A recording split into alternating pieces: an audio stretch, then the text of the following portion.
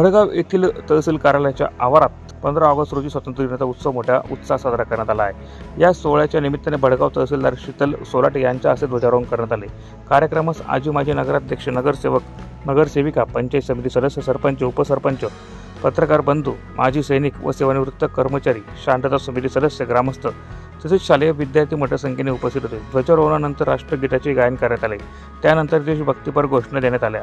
तसेच शीतल सोलाटे यांच्या हस्ते शेतकऱ्यांना मानपत्र देत डिटेल सातबारा उतारे व चेक वाटप करण्यात आला। यावेळी भडगाव तहसीलदार शीतल सोलाटे, पोलीस निरीक्षक Mahesh Sharma, API Ganesh Maske, PSI Sushil Sonone, PSI Kishor Patil, बांधकाम विभागाचे गणेश पाटील, पाट विभागाचे अधिकारी, पुरवठा विभागाचे, पोलीस गोपनीय विभागाचे तसेच इतर विविध विभागाचे अधिकारी पदाधिकारी मोठ्या संख्येने उपस्थित होते।